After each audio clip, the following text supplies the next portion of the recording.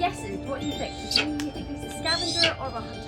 Scavenger. Correct, very good. And you can kind of see that he's very, very vocal. He uses his beak a lot. His beak is kind of like with us, his beak is his hand. So what he does is he communicates, he makes himself like much bigger than what he actually is. And all he's doing is basically, because I'm here, he's thinking, okay, I know, I recognise you. I'm going to talk as much as I can, and hopefully, if I talk enough, she's going to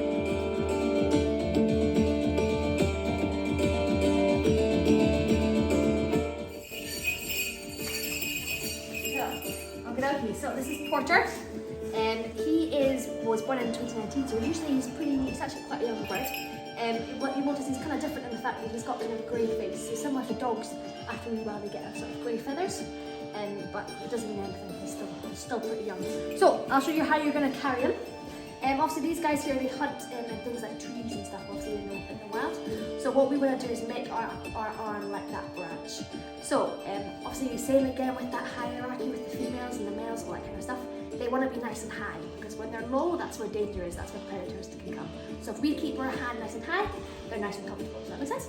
So obviously I could hold him out like this if I wanted to, but after a wee while he's going to get a little bit heavy. So what I do is I bring him into my side and I hold him here with my elbow down and my hand up nice and high.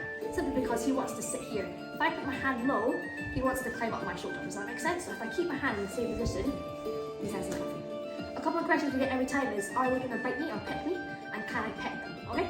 So to answer question one, they're not aggressive. You're not a rabbit. Remember, their damage comes from their feet. I mean, when you're touching their feet, they're not aggressive in any way. Like I said, they're not going to hurt you. So don't worry about putting them close to your face. Next one is, can I pet them? Realistically, we don't ever want to pet them simply because they're not affectionate animals. They're not like a dog or a cat. They don't see this as anything nice, to be honest. And if we touch the back of their feathers, they've got things like oil on their feathers to keep them waterproof. And if we continue to touch that, we'll take the oil off, and then they lose that waterproof coating. So this is probably about as much as you're going to get, really. What about kisses? I mean, it's up to you. But yeah, that's probably about as much as I would do. Some birds really don't like it. Some birds are not fussed. But that's kind of it. And who is this again? This is Porter. Hi, Porter. Hi, Porter. And he is a Harris Hawk. Harris Hawk. So you'll notice how I'm holding on to him. These things here are called jesses. They're basically just leather straps, very similar to a collar or a leash on your dog. It's how you keep a hold of your bird, basically. You'll notice that these jesses go under my thumb, like so, and in between my two fingers, like that. And there heard the term "someone's under the thumb." yeah. Comes from Falconry. Basically, Really? means when they're under the thumb, obviously they're under control. And then I'm tight-fisted. Have you ever heard someone being tight-fisted? Comes from Falconry as well. Basically means when I'm tight-fisted, I've got that these jesses underneath my hands. When I'm tight-fisted, these jesses cannot get out of my hand. So obviously back in the day, they would have sussed out, okay, this doesn't work, this doesn't work. This is the only position where if you keep your hand nice and tight, that the bird can't escape. Does that make sense? Yeah? So that's how you're going to hold your bird every single time. Obviously they'll be flying from waving your hand back again, and then I'll be putting the jesses under your thumb and in between the two and nice and tight. Does that make sense? Yeah. Lovely. Okay, so who would like to take Porter? I don't know. You want to take it? Their stance is a little bit wider than ours. So if we pull those jesses really, really tight, we kind of cinch their legs in and they get a little bit off balance. So what they'll be doing is, when they're getting comfortable, they'll be moving their feet in the hand, but that's the major step. Does that make sense? Next thing we need to do is put a tracker on them. So, like I said before, these birds have spent their entire life here. Oh, these birds do poop. Thank you very much, Porter. Good job. But same again, they're still wild at heart, they still have those wild instincts. So we put a tracker on them just to make sure if they do want to go away, then we can get them back. So this goes onto their tail. Oh, it doesn't. Oh, he's taking his tail off. Okay, well, we're gonna have to rechange that up again. So that's just their tail, but you can see here he's taking his bell off, so we're gonna have to get it back because I can't get it off. You want to get away and Then starting with Potter. So we do have Harry, we've got Ron, we've got Albus. He's one of the Harry Potter series. So there we go. I'm just putting his jesses under here, in between the two, which that's under thumb. Nice tight fist. Hold it as tight as you can. Lovely. Very good. Okay, let's try that again. So although Potter's taking his bell off, it doesn't hurt him in any way. It's just a Is his toe in my fist? No. Okay. But that's nothing, don't worry about that. Remember, their feet are very, very strong. That's their weapon. Cool. So now the tracker goes just onto his tail bell here, and then I'll explain to you why they've got a bell on their tail in a second. Lovely. Okay, so that's him. I'll try it. Next thing I'm going to do is just a little added precaution. So, with these birds, they're very, very clever. They know that they don't recognise you, and they also know that maybe these guys haven't done this before. So I'm going to test you, I'm going to see what I can get away with, kind of similar to kids. So what they'll do is something called baiting. What that is they want to get away from your fist, because they know that if they get away from you, silly little Maya, who's basically a walking food bag, has to give them food to come back, and they're going to try that every single time. So what this is called a field leash, and it's just added precaution. We do this with every guest just to start off with, and just an added sort of barrier. So if you do accidentally let go, that's fair enough, but he's attached to your glove so he can't get away. Does that make sense? Okay. Yeah. Obviously when he's flying, he's not really attached because that would not really work out quite so well. Probably.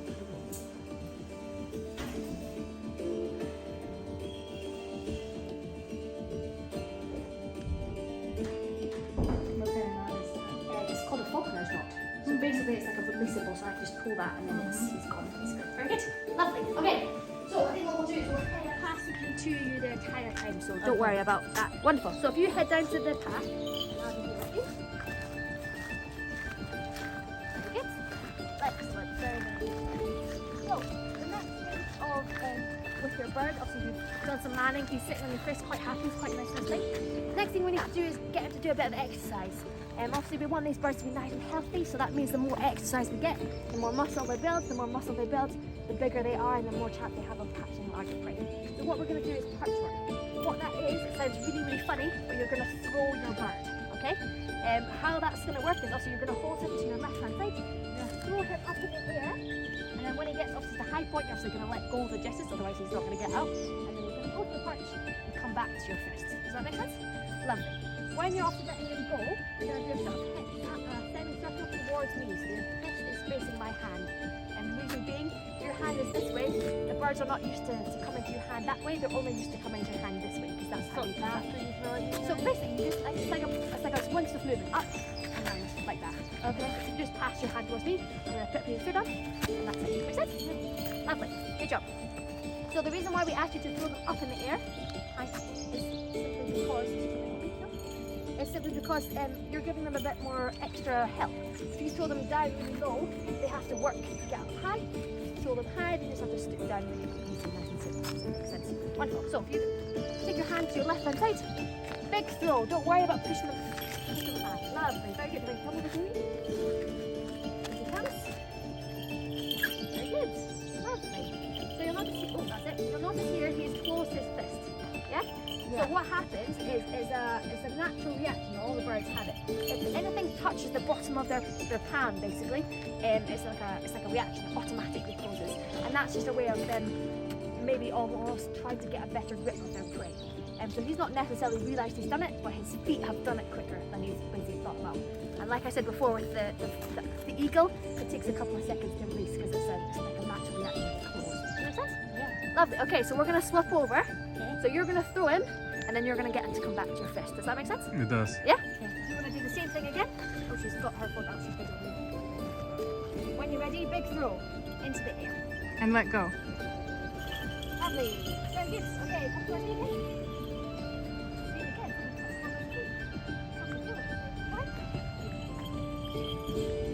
Lovely. Well done. Gonna let go. Possibly. Come on in. There we go. Good job. Okay, so he's doing well. He's pretty instant. Obviously, like I said, with the flying or the flying weight, that can fluctuate quite a lot, and it's very different with different birds. So kind of similar to us, different birds have different personalities. They've also got different metabolism rates.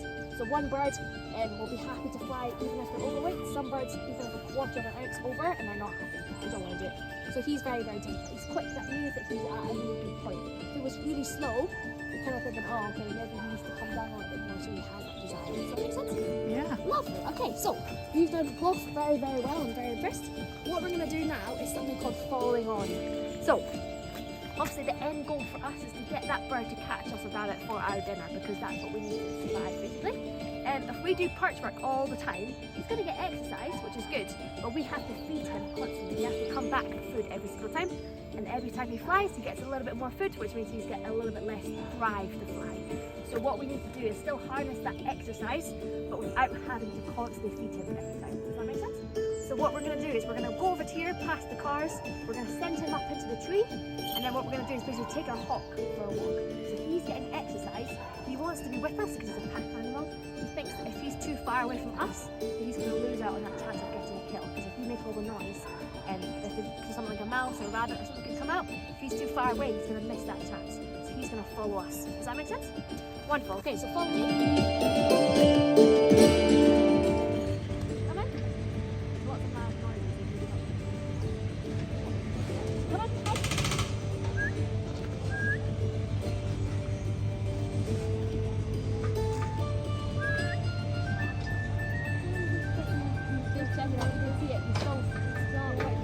That's fair enough. What we do is we think, okay, we don't want to touch it.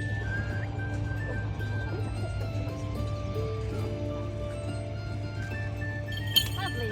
Well done. Good. Nice and good for me. Lovely. Good job. So he's just going to sit there and eat that, and then we'll keep walking.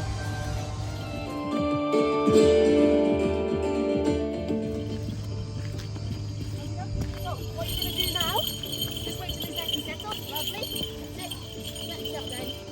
And you're going to... Oh, it's facing the wrong way. Ready? Very good. Okay, so, he's getting ready. You can see him looking at me. He knows what's happening next. So, like I said, rabbit. Nice. Okay, so he's landed on his prey. You'll see what he's doing with his wings right now is what we call mantling. So, just like you and your breakfast in the morning, someone tries to come in, you go, no thank you, that's mine, that's my food. my ego. Exactly. So, it doesn't matter who I am, I have his mum, his dad, his babysitter. If I go in with nothing, there's absolutely no way that he's going to give me that rabbit. So what we need to do is use more food. Does that make sense? So, I've got a piece of food in my hand, and then I'm going to throw a piece of food away from the rabbit. Okay, so I'm going to cover it with my hand. I'm going to throw another piece. Okay, that rabbit's mine. That's in my bag for my dinner. And he's coming back up for another piece of food that's in my hand. Right, because you want to eat the rabbit. Exactly. Yeah, the rabbit's my Now dinner. I get it. Does that make sense? Yes. So, every time that we do that, obviously we want to make sure that this bird is never what we call food aggressive. What that is if, same with you, if you're going hunting with someone, you put in a lot of effort, and then every single time some big person comes and steals that food from you and you don't get repaid for it, you're thinking, what's going on here? There's not quite a balance going on here, that's not quite fair. So what we need to do is make sure that we have that sort of bond together, we make sure that he gets exactly what he deserves. So, in his mind, he's got the first piece of the kill because he's got the rabbit. He's then had another piece to come off, and he's had the last piece of the kill because he's come off, he's had that piece that's on the floor, and I had more in my hand. And when he came back, the rabbit was gone. So in his head, he's got the first and the last. Does that make sense? Yeah. And then every time you go out hunting, you can have more, 4, 5, 6, 7 rabbits. On that last rabbit, he gets absolutely everything. He gets to eat as much as he can, because that's, yet again, rebuilding that bond, making sure that partnership is nice and strong, because he's still going out, he's having fun, but he's getting rewarded for it too. Does that make sense? Yeah. Lovely, very good. So that's it, that's the whole point of falconry. There you have it. Going from the start of just bonding with your bird to then getting that bird to willingly come off that food to come back to you is the whole point of falconry. Make sense?